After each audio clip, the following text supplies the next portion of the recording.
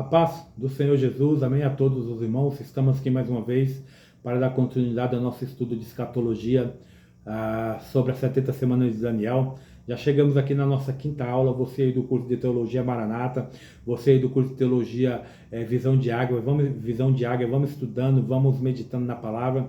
Esses vídeos vai ser postado no meu canal do YouTube, @Vida Eterna com Cristo, tá bom? E também vai ser postado aí no grupo, e também junto com os vídeos eu vou dar o esboço desse estudo, tá bem? Além do vídeo também vai ter o esboço, você que pode imprime, encaderna, para que você possa estudar com calma, para você possa ter um entendimento. Qualquer dúvida é só entrar em contato comigo pelo WhatsApp e eu esclareço as dúvidas. Você aí também de Moçambique, na África, os pastores, os obreiros que estão participando desse curso online, desse curso de teologia, amém? Que vocês tiverem alguma dúvida sobre as 70 semanas de Daniel, entre em contato comigo, tá bom? Eu também já postei lá 2 vídeos sobre as 7 taças, amém? Sobre os 7 selos, e tá lá no YouTube já postado. Agora, nessa quinta aula, nós vamos falar sobre a chegada da igreja no céu. Como se ocorrerá a chegada da igreja no céu, o que vai acontecer quando a igreja chegar no céu, amém? Vamos lá para o conteúdo? Meus irmãos, a chegada da igreja no céu, enquanto a grande tribulação, meus irmãos, toma conta do mundo, a grande tribulação ela vai tomar conta do mundo, a igreja estará em gozo perene, em gozo perpétuo no céu. Nós estaremos a desfrutar de tudo que Deus reservou para os salvos na pessoa de nosso Senhor e Salvador Jesus Cristo. Conforme já mencionamos, com a chegada da igreja no céu, 3 coisas acontecerão.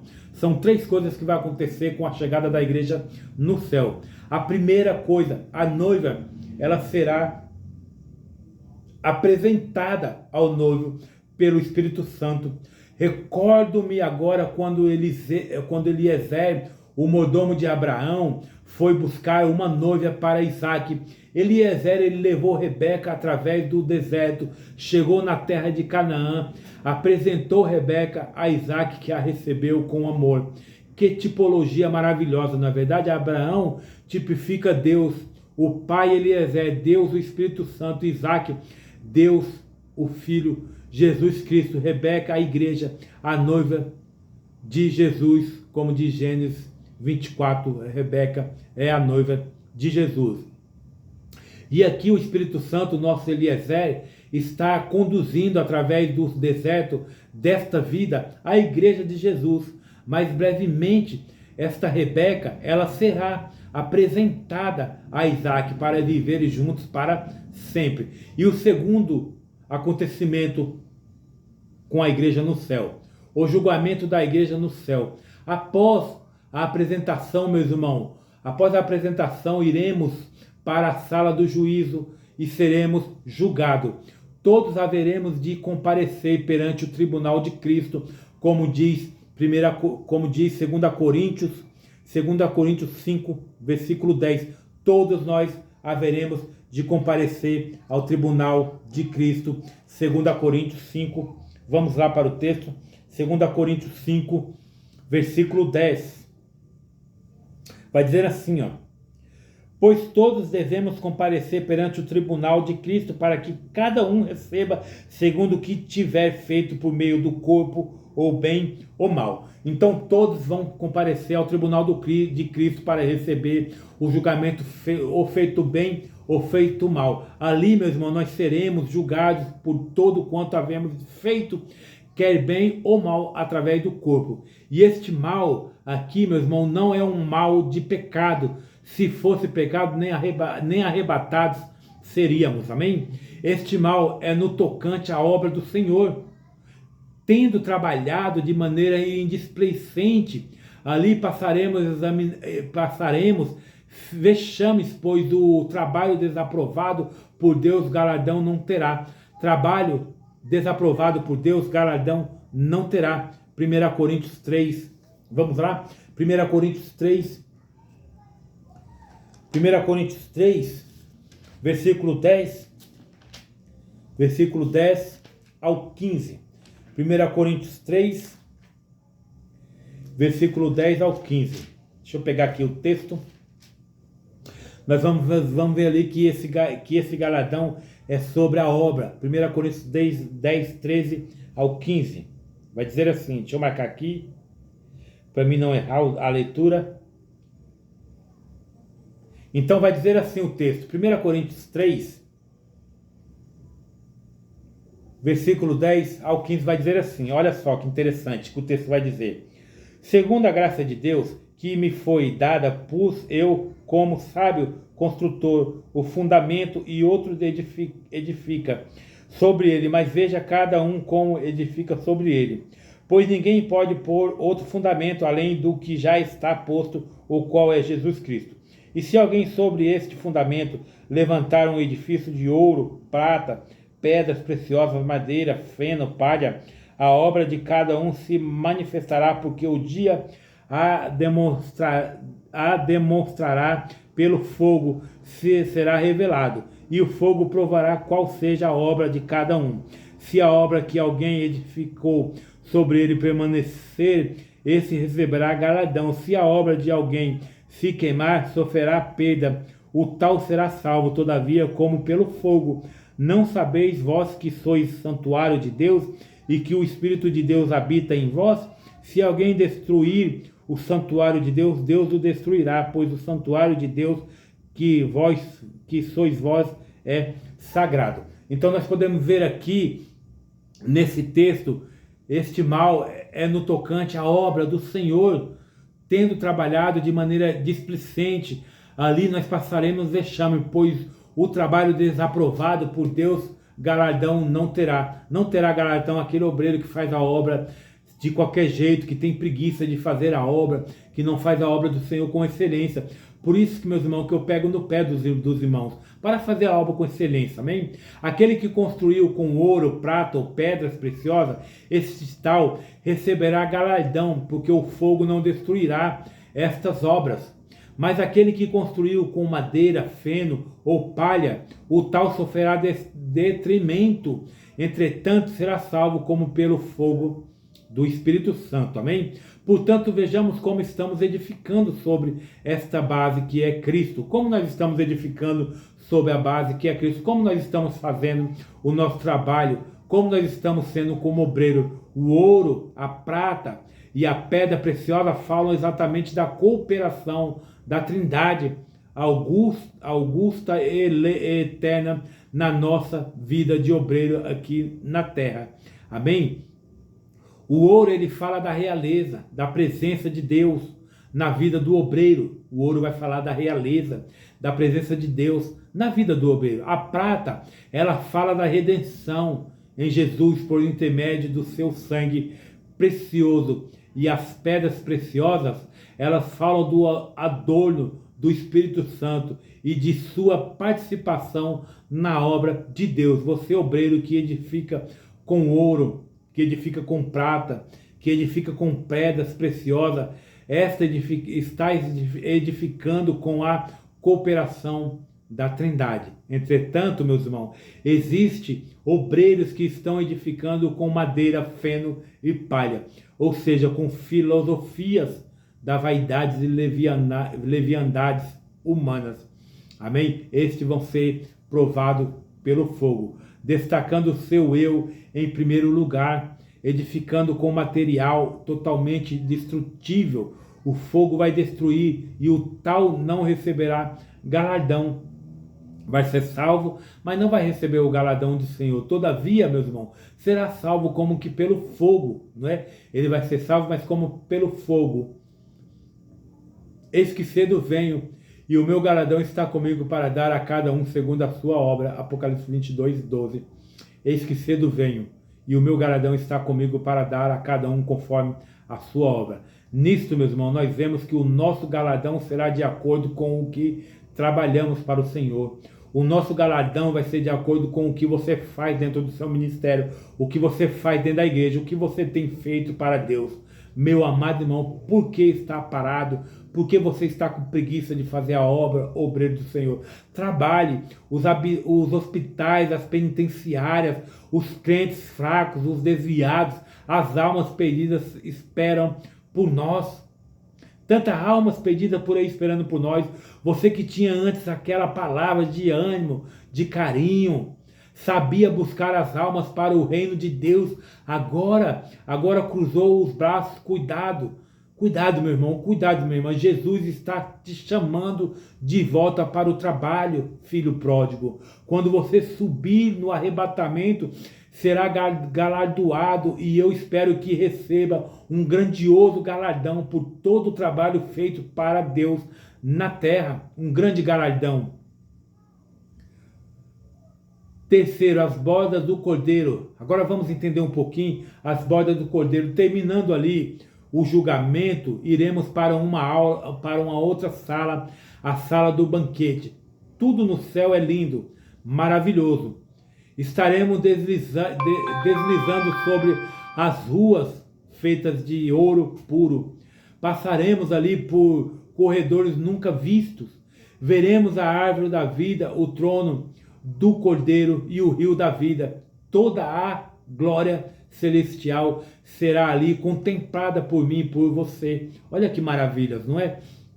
Que coisa linda você andar por rua de ouro, contemplar toda a glória celestial. Ali, meus irmãos, não haverá defeitos físicos, não existirão velhos, todos estaremos transformados na presença do Senhor, do nosso Senhor Deus. Não haverá mais dor, não haverá mais pranto, não haverá mais choro. No momento do banquete das bodas do Cordeiro, assentar-se-á naquela mesa Abraão. Olha só que privilégio, você se assentar na mesa com Abraão, você conversar com Isaac, com Jacó, não somente esses patriarcas, esses patriarcas ali, teremos Jó. Olha só, você conversar com Jó. E aí, Jó, como é que você passou por aquele sofrimento, aquelas chagas?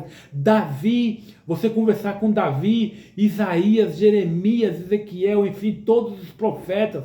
Nós encontraremos com Paulo, Pedro, Tiago, todos os apóstolos, patriarcas e profetas ali estarão assentados na mesa com o Cordeiro. Nós encontraremos também como outros irmãos que já partiram para a glória celestial, como Guina Vingre, Daniel Bergman, os fundadores da Assembleia de Deus no Brasil. Ali estaremos com John Wesley, George Muller, o grande ganhador de almas, Molde.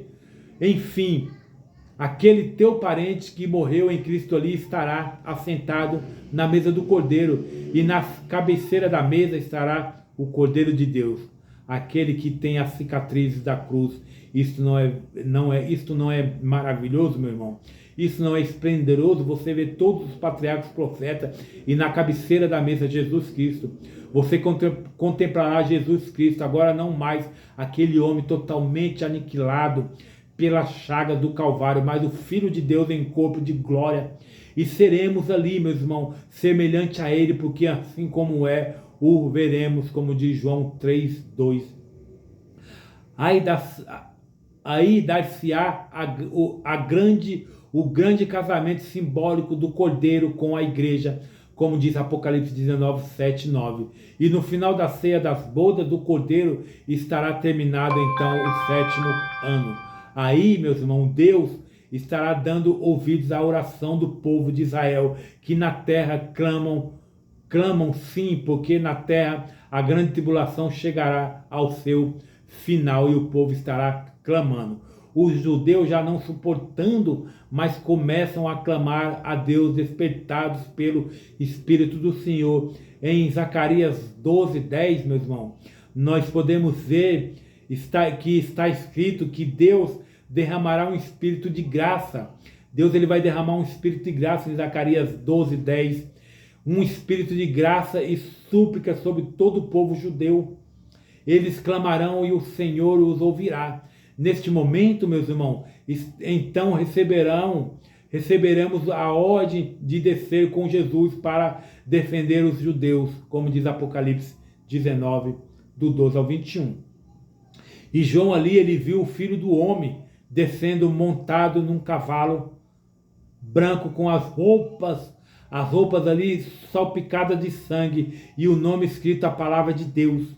Então João viu ali o homem descendo montado, o Filho do Homem descendo montado no cavalo branco, com as roupas salpicadas de sangue e o nome escrito, a palavra de Deus. Seguiam-nos os exércitos celestiais, vestidos de linho puro, fino e resplandecente. E esses exércitos também vinham montados a cavalos. E é claro que tudo isso aqui é figurativo, amém? Vale a pena ressaltar que esta roupa de linho puro, fino e resplandecente equivale a do exército que vem seguindo o Filho de Deus. Ore, se as vestes são as mesmas, logo é a igreja que está descendo com Jesus, amém? Logo é a igreja que está descendo com Jesus. Agora a fase invisível da vida de Jesus. 7 anos ali, após o arrebatamento, é confirmado a profecia de Zacarias 14, 4, 5, que diz: eis que vem o Senhor, todos os seus santos. Zacarias 14, 4 e 5. Judas também, e também de Enoque, em que Judas 14 diz: eis que vem o Senhor com milhares dos seus santos. Judas 14, eis que vem o Senhor com milhares dos seus santos. Descerá a igreja com Jesus, e aí se dará a segunda fase visível da sua vinda, diz a Bíblia. Amém? É a Bíblia que diz. A segunda fase da sua vida, Aparecerá no céu o sinal do Filho do Homem, e as potências do céu serão abaladas. Mateus 24, 29 e 30. Aparecerá no céu o sinal do Filho do Homem, e as potências do céu serão abaladas. Aparecerá também Jesus com poder e grande glória sobre as nuvens, e todo olho o verá. Apocalipse 1:7. Todo olho verá Jesus aparecendo no céu sobre as nuvens, e todo olho o verá.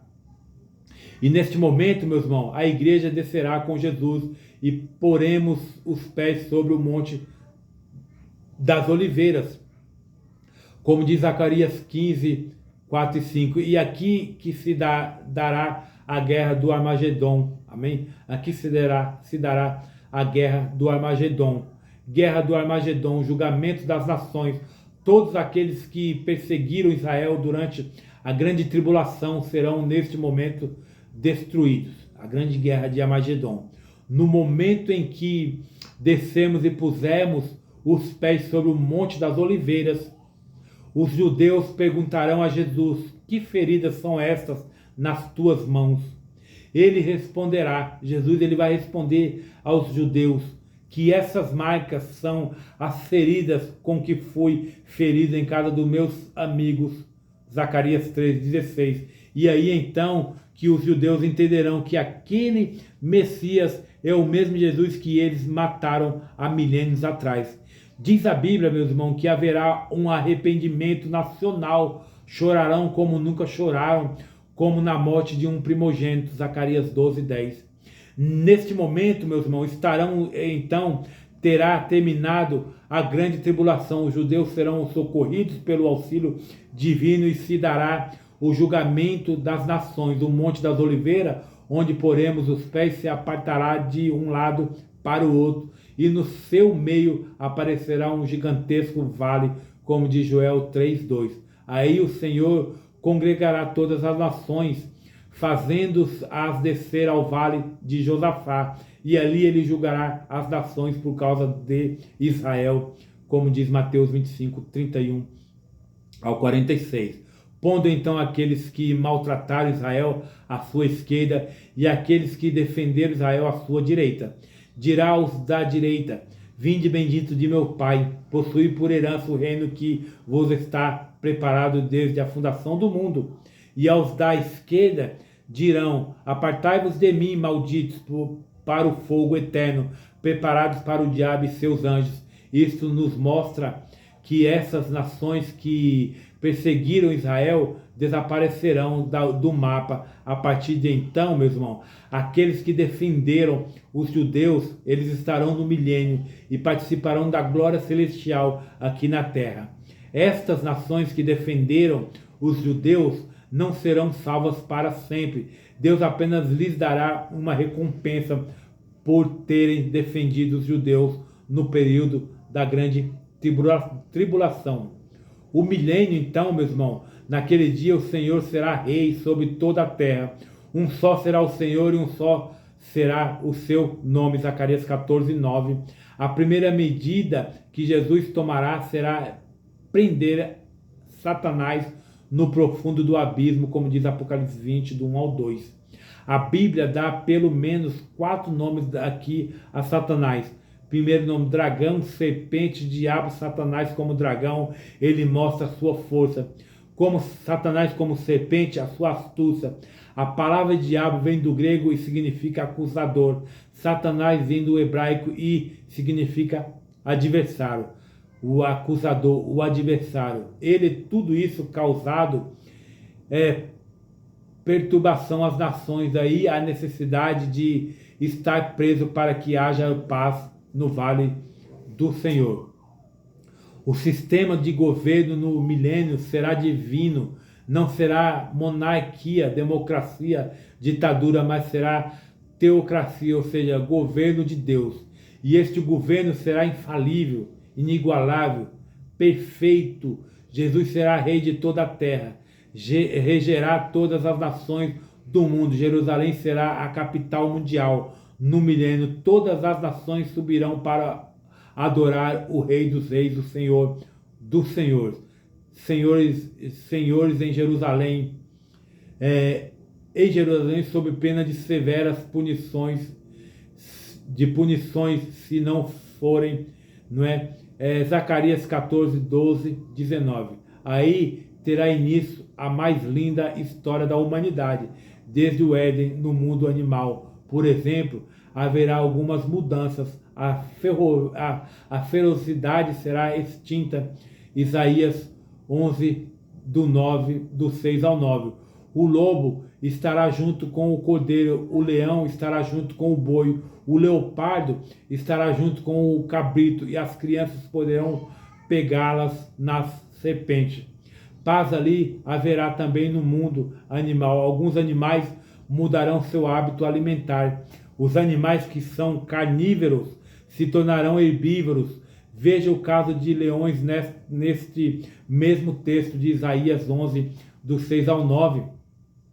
Está escrito que o leão comerá palha com o boi e se tornará herbívoro. Haverá mudanças completas no mundo animal. Isaías 11, 7.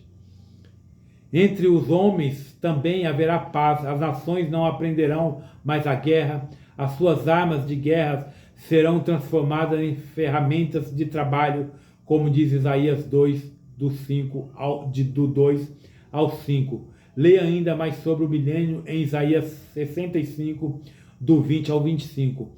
As praças de Jerusalém estarão cheias de meninos e velhos, não é? Os velhos aproveitando a hora de lazer e as crianças brincando em total tranquilidade, como diz Zacarias 8, do 4 ao 5. O outro fato interessante que acontecerá no milênio será o Mar Morto tendo as suas águas saradas. Amém? Do santuário de Jerusalém, do altar de Deus, sairão águas vivas que farão um grande rio, e este rio penetrará no mar oriental. Este mar oriental aqui é o Mar Morto. As suas águas sararão, existirão ali peixes, e os pescadores pescarão, como diz Ezequiel 47, do 1 ao 12. Zacarias também falou algo sobre isso no capítulo 14, no versículo 8, dizendo que de Jerusalém sairão águas vivas e irão metade para o mar oriental, que é o Mar Morto, e metade para o mar ocidental, que é o mar Mediterrâneo. E lá, meus irmãos, no Mar Morto dará peixes como dá no Mar Grande. Este Mar Grande que Ezequiel fala é exatamente o Mar Mediterrâneo, trono branco. Amém? As nações que vieram do milênio serão reconquistados por Satanás e irão de encontro a Jerusalém para tentar destruir o arraial dos santos, mas descerá fogo do céu e os derrotará. E neste momento, Satanás será lançado no lago que arde com fogo e enxofre, onde estarão a besta e o falso profeta, como diz Apocalipse 20, versículo 10. Logo após o milênio, dar-se-á a segunda ressurreição. Anteriormente falamos que a Bíblia nos fala de duas ressurreições. A primeira é para a salvação e a segunda para a perdição. Amém? A segunda acontecerá neste momento, após 1000 anos, como diz Daniel 12:2. Neste texto, Daniel nos fala de duas ressurreições. Os perdidos serão ressuscitados agora para encarar o tremendo juízo. João ele viu um grande e sublime trono, um trono branco, e o que estava assentado sobre ele tinha uma aparência tão tremenda que dele fugiram os céus e a terra. Diante dele todos foram julgados, grandes e pequenos, desde o mais nobre até o plebeu. Todos foram julgados de acordo com o que estava escrito nos livros e editorialmente condenados. O livro da vida foi aberto como uma prova de que o nome daquela gente não se achava ali. O julgamento, meu caro irmão, em Cristo é para que cada um receba maior ou menor punição. Jesus comprova isso fazendo um discurso ao povo em Corazim e Betsaida. Ai de ti, Corazim, ai de ti, Betsaida, naquele dia haverá menor rigor para os de Tiro e Sidom do que para vós. Mateus 11, 21, 22. Isto é um sinal de que o fogo do inferno vieram com mais ou menos rigor de acordo com o que a criatura houver praticado na terra. Quem mais pecou, mais calor terá. Entretanto, o calor será eterno. Apocalipse 20, versículo 10. O julgamento tem esta finalidade específica. O rigor de cada pena é para toda a eternidade. Amém? Terminando o julgamento terrível, todos aqueles que ali estavam serão lançados no lago que arde com fogo e enxofre. A seguir, provavelmente, naqueles tempos, os anjos ali também serão julgados. Aqueles anjos terríveis que se rebelaram contra Deus, que nem diz 2 Pedro 2,4 e Judas 6. Terminando tudo isso, o céu e a terra passarão com grande estrondo, e os elementos ardendo se fundirão. 2 Pedro 3,12. Daí para frente surgirão novos céus e novas terras, e novas eras, onde habitará a justiça, como diz 2 Pedro 3,13, Apocalipse 21, do 1 a 8, Isaías 66, 22. Começa aqui, propriamente dito, o dia de Deus, que é a eternidade. Então Jesus devolverá o reino ao Pai, segundo o que nos ensinou o apóstolo Paulo em 1 Coríntios 15, 24 ao 28. Uma nova era começa, uma eternidade de gozo, de paz e de alegria no Espírito Santo de Deus. Neste tempo, meu irmão, céus e terra hão de ser a mesma grei, ou seja, todo a mesma coisa. A eternidade é definida por um escritor holandês da seguinte maneira: a eternidade é semelhante a um pássaro que sai de sua terra de 1000 em 1000 anos, e de grão em grão